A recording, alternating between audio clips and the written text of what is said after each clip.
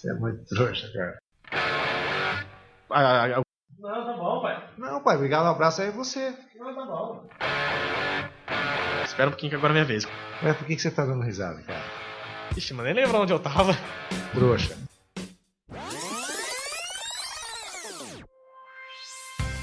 Olá pessoal, tudo bem? Eu sou o Diego Prazeres, editor de esportes da Folha de Londrina. Olá pessoal, tudo bem? Eu sou Gustavo Andrade, repórter aqui da Folha de Londrina. Nós vamos fazer um podcast, o FolhaCast Futebol Clube, para falar dos assuntos relacionados ao esporte. O Campeonato Brasileiro começando agora, o Londrina estreando na Série C. Esse é o primeiro episódio. Um outro integrante fixo vai ser o Lúcio Flávio Cruz, repórter de esportes aqui da Folha, setorista do Londrina há bastante tempo, tanto aqui quanto na Paiquerê FM 91.7, mas o Lúcio está de férias, então eu e o Gustavo vamos tocar o programa, esse primeiro episódio. O Gustavo também colabora com a gente no jornalismo da Folha, fazendo matérias de esporte. Diego, muito obrigado pelo convite para participar desse novo projeto da Folha de Londrina. Vamos tentar fazer um programa leve, descontraído, fugindo um pouco daquele estereótipo engessado, né? As pessoas que nos conhecem diariamente sabem que a gente briga um pouco. O Lúcio vai fazer muita falta nesse primeiro episódio. Na verdade, o mediador aqui acho que seria ele, para não ter briga aqui dentro. Mas vamos tentar fazer um programa legal aí para as pessoas que gostam do esporte, sobretudo do futebol. E vamos falar aí sobre o Londrina, esse retorno do futebol em meio a essa pandemia. Vamos tentar passar informação séria também, né? Sim, acima de tudo fazer um programa também, na medida do possível, crítico, né? A gente não está aqui para passar pano para dirigente, jogador, enfim. Nosso compromisso é com a nossa opinião e com as informações que nós vamos trazer para vocês aqui. Jornalismo é tudo aquilo que se fala que as pessoas não querem ouvir, né? O que as pessoas querem ouvir é marketing. Milor Fernandes dizia, né, que jornalismo é oposição, o resto é armazém de secos e molhados. Bom, vamos falar então, começando a falar do mais querido. Vamos começar a falar do Londrina Esporte Clube. O Gustavo tá dando risada aqui, por quê? Não, vamos começando falando então do Londrina. O Londrina que retorna à Série C, né? O Londrina que enfim aceitou jogar a Série C do Campeonato Brasileiro, né? Por meio de sua diretoria. Bom que isso fique bem claro. Eu acredito que nenhum torcedor de bem do Londrina gostaria que o time ficasse na Série B via tapetão. Mais ou menos, né? Tinha gente aí defendendo até agora que o Londrina disputasse a Série B, né? Via tapetão. Mas, enfim, eu acredito que o torcedor do Londrina mesmo, aquele torcedor de fato que vai ao estádio, não gostaria que o time ficasse na Série B do Campeonato Brasileiro via tapetão. O Londrina tentou aí no STJD contra Figueirense, contra Brasil de Pelotas, perdeu no campo e também perdeu nos tribunais, né? Então agora o Londrina vai ter que lutar dentro de campo para conquistar uma vaga novamente à Série B do Campeonato Brasileiro.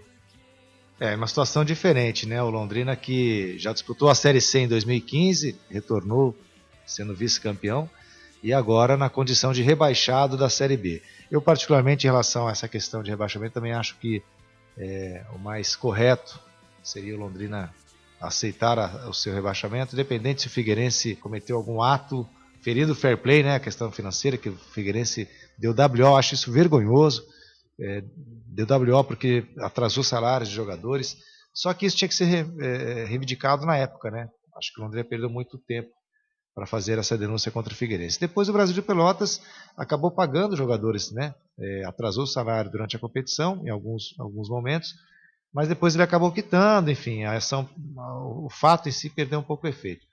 De qualquer forma, vamos então disputar a Série C e o Londrina estreando segunda-feira contra o Criciúma no Estádio do Café. É bom sempre lembrar também que essa questão do Londrina tentar lutar no STJD para ficar na Série B é feio pelo ponto de vista de que o Londrina perdeu ponto para todos os outros times que foram rebaixados junto com ele, né?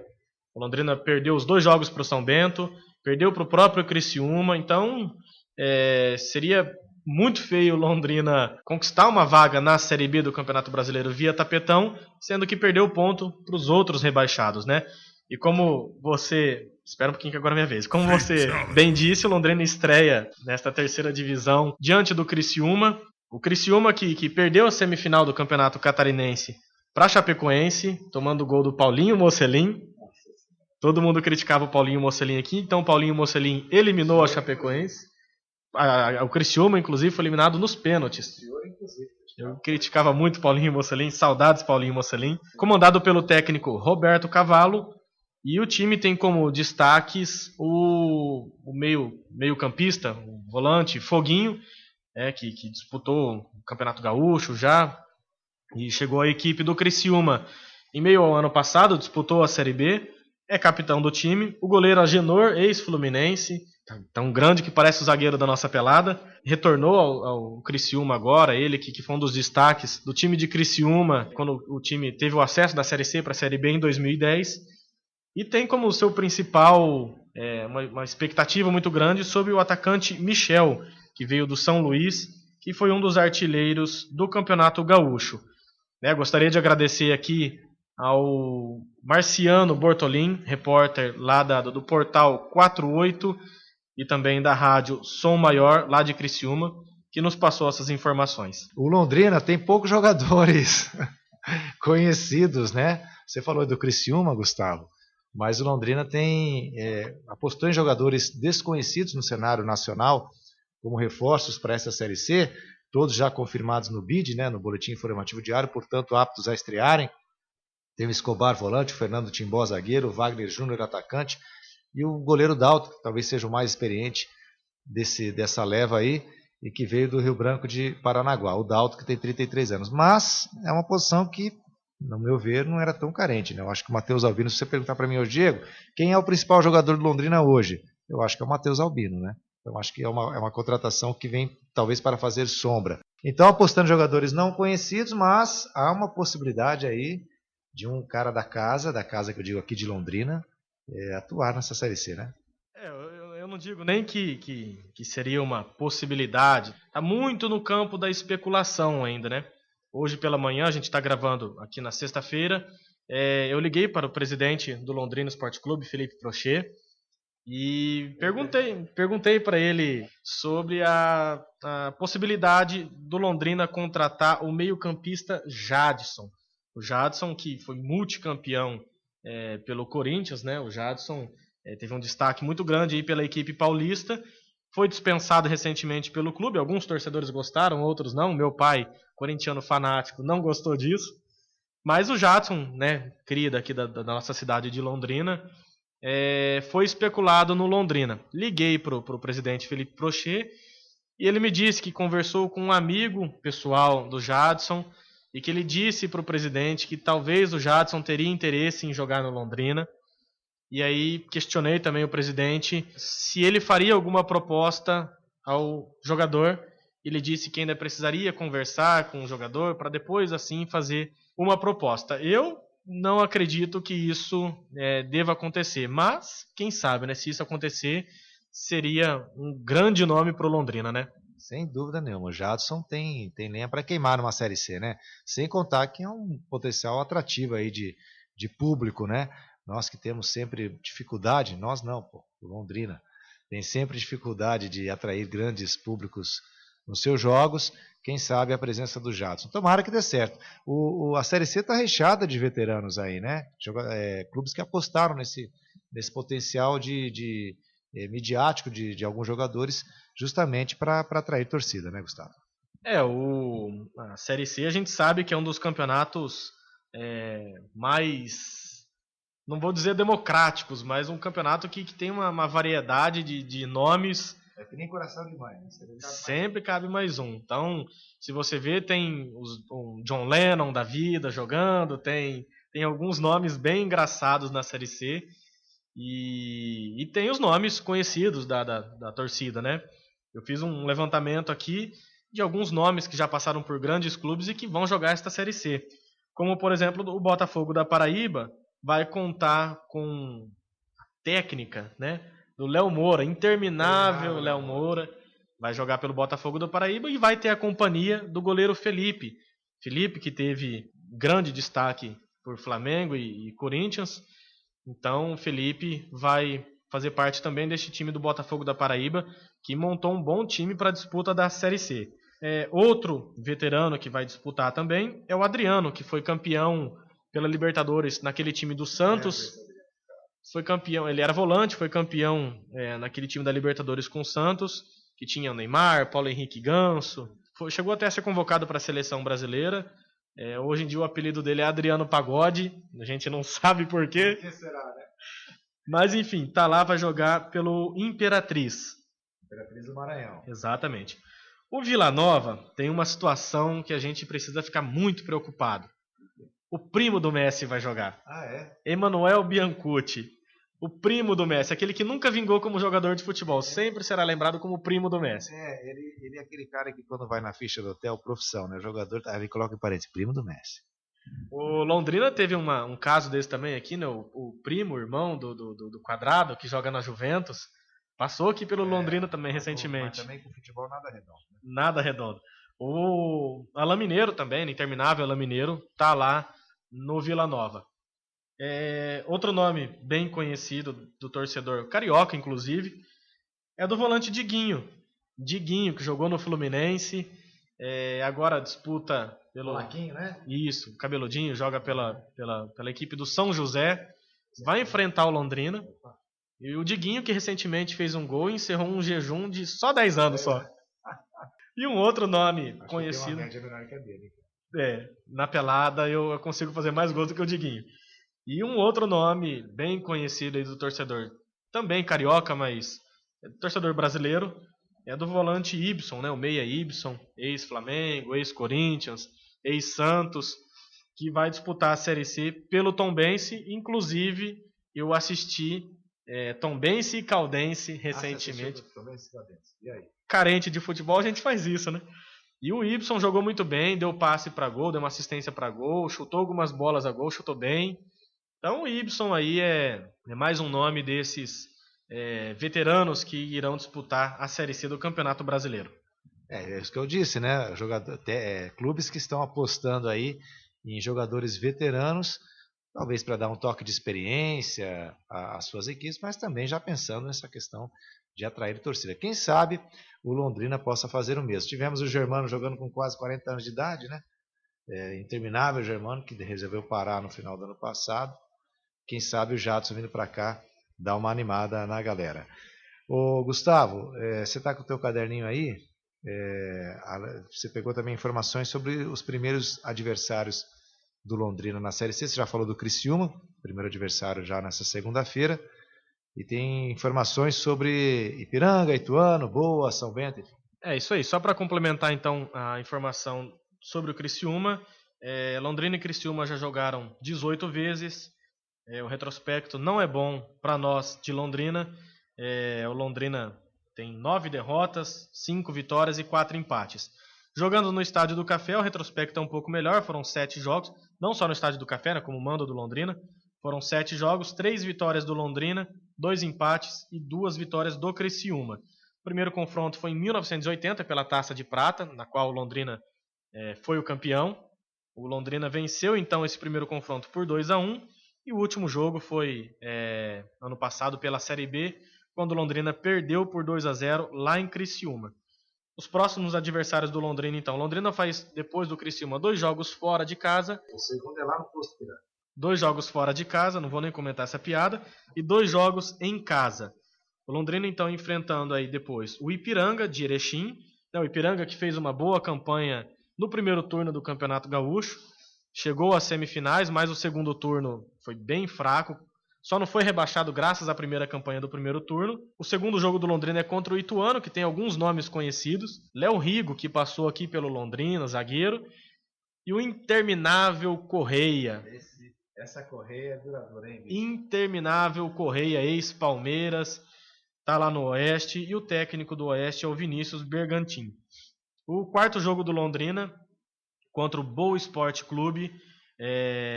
O Boa tem uma situação não muito boa. Teve jogadores afastados aí porque enfrentou o Uberlândia pela semifinal do torneio em Confidência.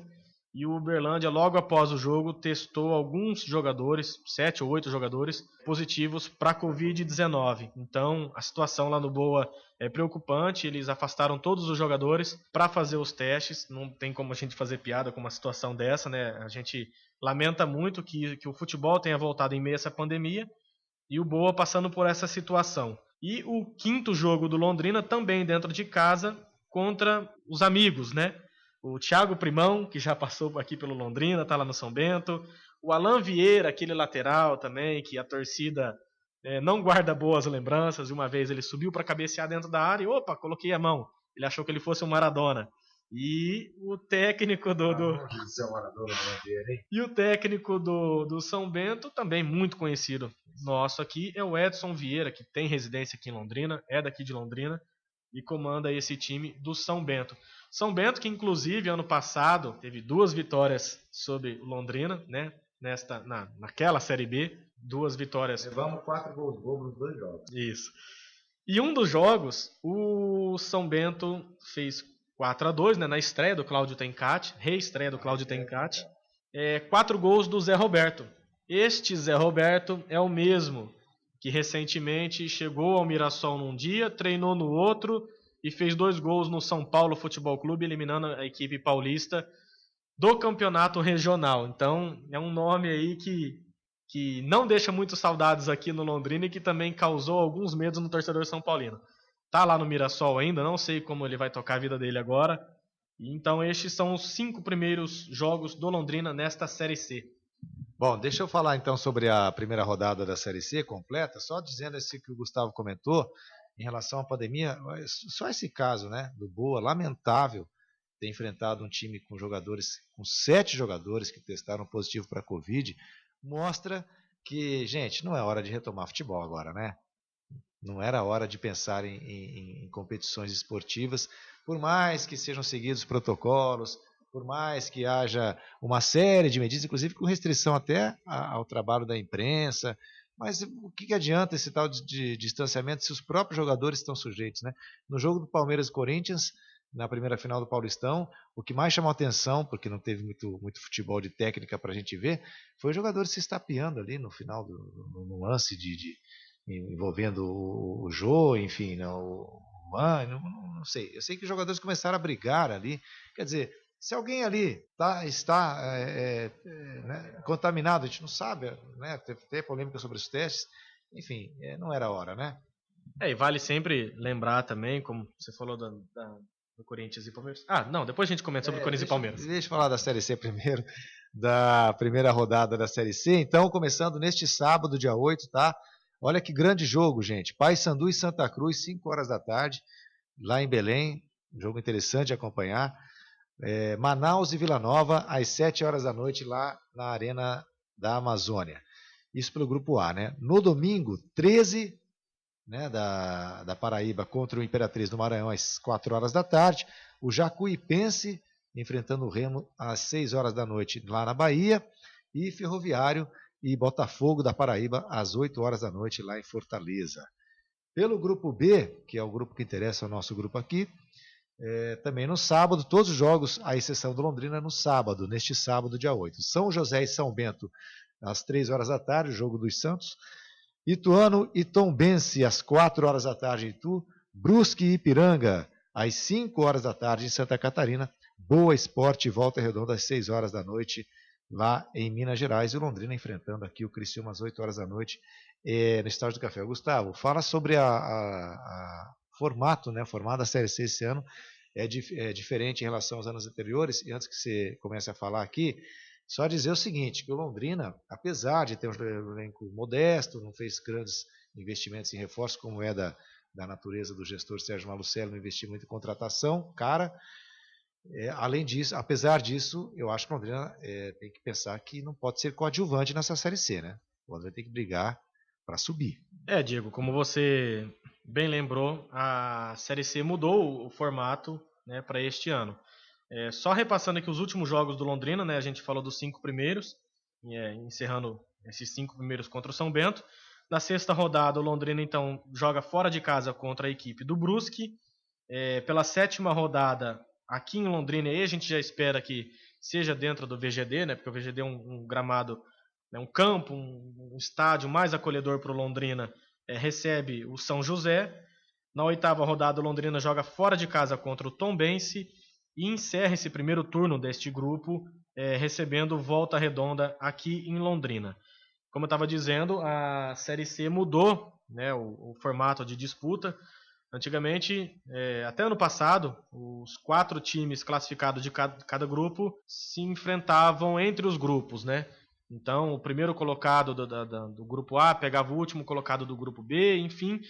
Então, a gente podia ter, por exemplo, os quatro classificados para a série B, sendo todos de uma mesma região. Para este ano, isso mudou. Os 4 classificados vão jogar entre si e os 2 que passarem automaticamente para as semifinais do campeonato são os classificados para a Série B. Então nós teremos 2 representantes da região Norte, Nordeste e Centro-Oeste, né, na Série B do ano que vem, e 2 representantes do Sul, Sudeste, aqui, que é o grupo do Londrina, na Série B do ano que vem. Será que isso dá algum alento para a gente pensar que o Londrina pode ter mais chances de subir para a Série B de novo? Eu não sei. Nada a ver. Eu não sei, porque o grupo do Londrina é um grupo muito difícil, né? Não tem mais bobo não, bicho. Tom Bense. Tem bobo. O cara bobo da Venezuela. Olha o cara bobo da Venezuela. Você sempre fala isso, né? Quando eu falo que não tem mais bobo. O Tom Bense, né? Que a gente acha que, né, é um time pequeno de Minas Gerais, como mas está numa grande fase, inclusive chegando até a final do Campeonato Mineiro. O Londrina tem um grupo muito difícil pela frente aí, como a gente já passou aqui. O Londrina vai enfrentar o Ituano, enfrenta o próprio Tombense, que está na final do Campeonato Mineiro, enfrenta o São Bento, o São José, que é sempre difícil jogar lá no Rio Grande do Sul. Então, o Londrina tem um grupo muito difícil pela frente aí, mas a gente sempre espera que possa se classificar pelo menos entre os 4 para tentar uma vaga para a Série B do ano que vem.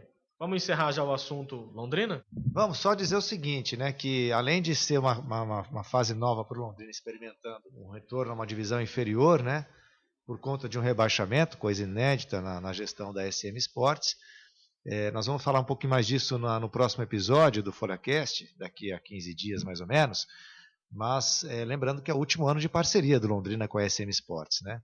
Então, vamos comentar mais isso no próximo episódio, mas só fazendo um preâmbulozinho aqui, o Londrina ganhou muito com essa parceria, e a parceria também ganhou muito com isso, né? A questão só que a gente questiona é que às vezes o gestor pensa que ele fez um favor muito maior para o Londrina do que o Londrina para ele. Eu não entendo assim, acho que teve um equilíbrio de forças aí. Um foi interessante para o outro. De qualquer forma, vamos torcer para que o Londrina faça um bom papel na Série C, e já pensando, pelo amor de Deus, numa forma do clube poder caminhar com as próprias pernas a partir do ano que vem. Você quer falar alguma coisa sobre isso, Gustavo? Não, é isso, a gente deixa para comentar no próximo episódio, porque eu tenho também algumas críticas a fazer sobre essa gestão da SM Sports em relação ao Londrina.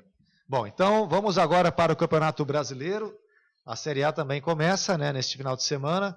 Deixa eu pegar aqui, antes da gente falar sobre analisar aí os jogos. A primeira rodada, então, neste sábado, dia 8, Fortaleza e Atlético Paranaense às 7 da noite lá em Fortaleza. Coritiba e Internacional às 7h30 da noite em Curitiba. Sport Clube do Recife e Ceará às 9 da noite lá em Recife. E no domingo, dia 9, Goiás e São Paulo às 4 horas da tarde em Goiânia. O grande jogo da rodada, a meu ver, Flamengo e Atlético Mineiro, 4 horas da tarde.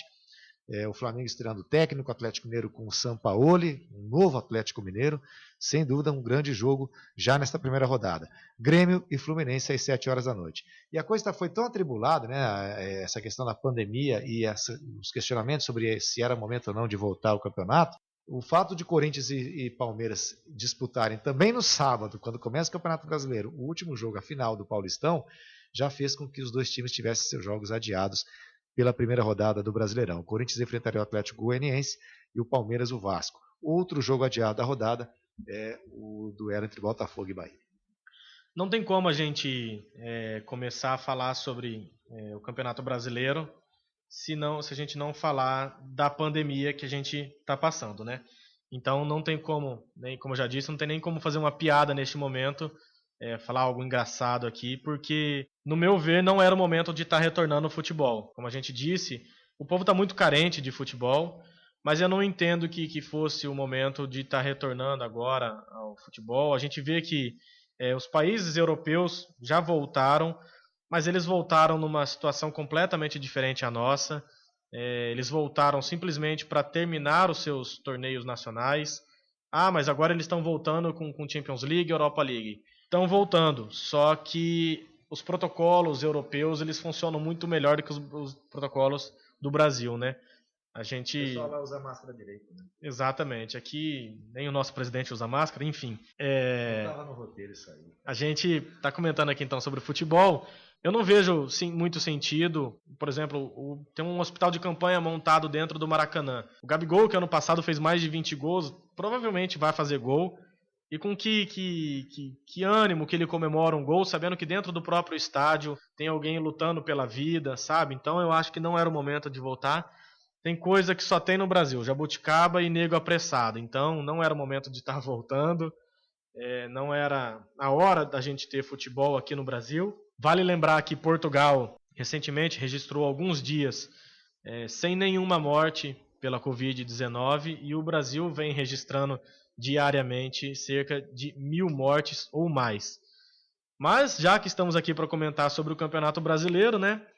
Falando um pouco sobre os times, eu acredito que o Flamengo venha muito forte para ser campeão outra vez, né? Contratou agora o técnico lá que ninguém sabe pronunciar o nome. Estão chamando de Domi porque fica mais fácil. Mas o Carioca com certeza vai dar um jeito de dar uma... Já fizeram até musiquinha já. Então eu não sei cantar, pai. Eu não sei.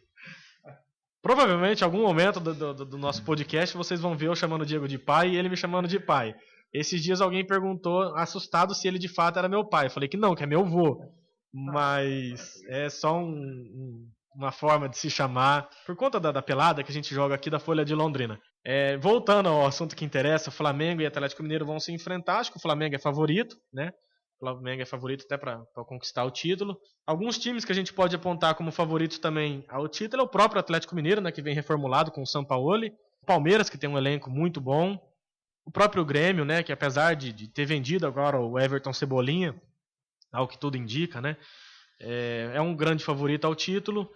A gente nunca pode deixar de fora times como o Corinthians, apesar do futebolzinho que tem jogado, ainda não demonstrou. Thiago Nunes ainda não mostrou aquela mesma modernidade que ele mostrou no Atlético Paranaense. Luan ainda não mostrou a que veio. 2 anos que o Luan não mostra que veio. O Luan, 3, né? Meu pai tá bem triste com o Corinthians. Então a gente nunca pode descartar o próprio São Paulo, né? Com o Fernando Diniz, apesar de muito pressionado. Tem o Daniel Alves, tem alguns jogadores de qualidade, Alexandre Pato, Pablo. Então a gente nunca pode descartar times deste calibre. Agora, para a zona de rebaixamento, a gente tem uma grande disputa lá, né? Temos Bahia. Por que o Bahia? Rapaz, o Bahia tá disputado. Tá bom, vamos tirar o Bahia dessa. Vamos colocar então Atlético Goianiense, Sport, o próprio Botafogo, que vira e mexe tá brigando lá embaixo. Ex-grande Botafogo. O Ceará, né? O Fortaleza, que ano passado, apesar de ano passado ter feito uma boa campanha, não acredito que vá fazer uma grande campanha de novo este ano. Então, a briga lá embaixo é muito, muito maior do que a briga lá em cima. Eu acredito. Acho que a briga pelo título é meio que uma unanimidade, né? Que o Flamengo é o grande favorito. Mas a briga para ser rebaixado é muito boa também, viu? Eu colocaria o Flamengo, né? Como você falou, por todos esses motivos. O Atlético Mineiro, né? Sampaoli e outros... e aquilo que o Sampaoli acrescenta aos times que ele comanda, mostrou isso no Santos. O Grêmio, não dá para a gente deixar de citar, né? É sempre um favorito, ainda mais sob o comando do Renato Gaúcho. E o São Paulo, muita gente falando, o São Paulo, né? O Fernando Diniz não dá certo, mas o São Paulo mudou a forma dele de jogar. Tá um jogo completamente diferente, e isso tem o dedo do Fernando Diniz. Eu acho que tem que manter. O Daniel Alves disse isso esses dias, essa semana, né? dizendo que tem muito problema de bastidores, briguinha política, o São Paulo está em ano eleitoral, mas é um time que tem que ser tratado com o devido respeito, e eu acho que o São Paulo pode brigar sim. Agora o Corinthians, você falou da questão da modernidade do Thiago Nunes lá no Atlético Paranaense, não foi vista ainda, mas uma coisa que mudou, o Corinthians não dá chutão mais, né? Esse negócio de passe, se o time não consegue organizar a jogada, volta tudo, mais ou menos como o Diniz costuma implantar nos times dele. Agora, se isso é suficiente, eu não sei. Olha, uma coisa que eu brinco com meu pai é que o corintiano já testou que não vai morrer do coração.